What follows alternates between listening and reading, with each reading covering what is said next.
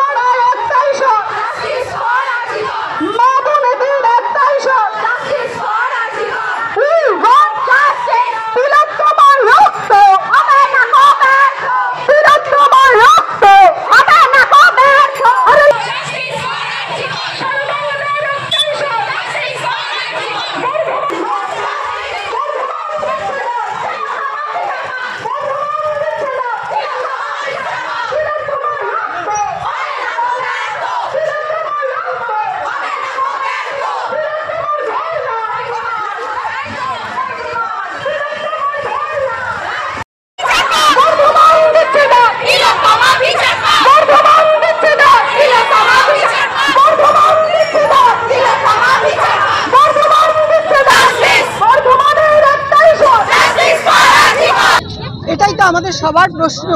মেয়েদের লড়াই করে এখানে এসে নিজেদের জাস্টিস চাইতে হবে কেন? সমাজের পরিকাঠামো সেরকম হবে না কেন যে আমরা স্বাভাবিকভাবে আমরা জাস্টিসটা পাবো? যে কোনো হত্যাকাণ্ড, যে কোনো ধর্ষণ, তার প্রকৃত বিচার হবে। ধর্ষকরা, খুনিরা, অপরাধীরা স্বাভাবিকভাবে স্বাভাবিক প্রক্রিয়ায় শাস্তি পাবে। তাদেরকে কেন আড়াল করা হচ্ছে? তাদেরকে কেন সামনে আনা হচ্ছে না? তার জন্য এত কণ্ঠস্বরকে কেন গর্জে উঠতে হচ্ছে?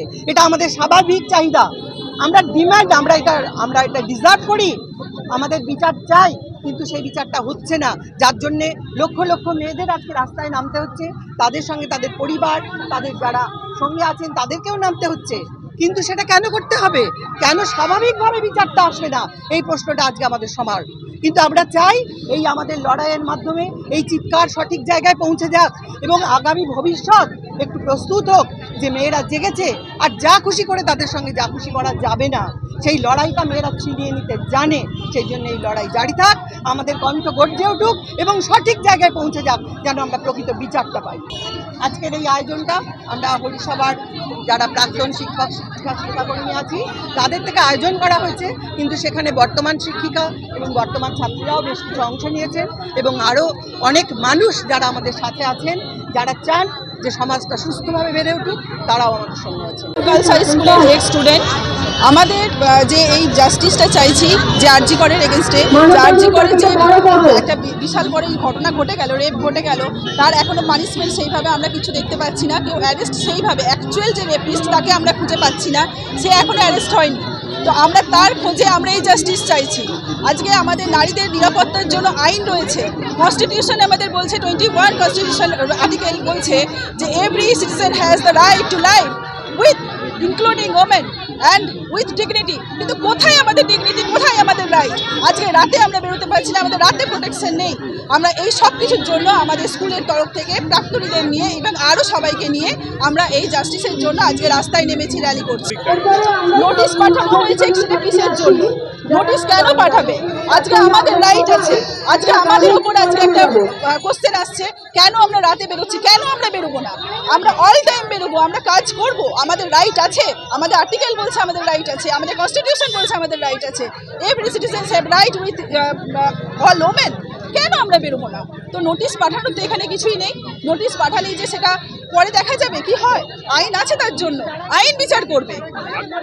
বাঁকুড়ার একটি কলেজ থেকে তিনজন মেয়েকে বার করে দেওয়া হয়েছে, কিসের জন্য? তারা প্রোটেস্ট করেছিল, তারা এই আজকের কাণ্ডের জেরে তারা প্রতিবাদ করেছে। তাদের ভাইব তো আমরা জানি না, তাদের কি প্ল্যাকার্ড ছিল আমরা জানি না। কিছু কিছু প্ল্যাকার্ড আছে, কিছু আমাদের লাইন আছে যেগুলো আমাদের ইউজ করা চলবে না, সেইগুলো জানি না। এবার তাদেরকে কেন জন্য, কিসের জন্য ওদেরকে অ্যারেস্ট করেছে, অন্য কোনো কারণও হতে পারে। দেখাচ্ছে আমাদের র্যালি করার জন্য, দেখাচ্ছে আমাদের প্রোটেস্ট করার জন্য।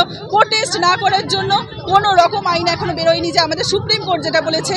আমি একজন আইনের প্রফেশনে আছি, সুপ্রিম কোর্ট বলেছে শান্তি শৃঙ্খলা রেখে আজকে আমাদের র্যালি করতে। কোথাও তো বলেনি র্যালি করার, বারণ তো করেনি, পারমিশন দিচ্ছে না পুলিশ, সেটা হচ্ছে শান্তি শৃঙ্খলা বজায় রেখে করতে বলেছে।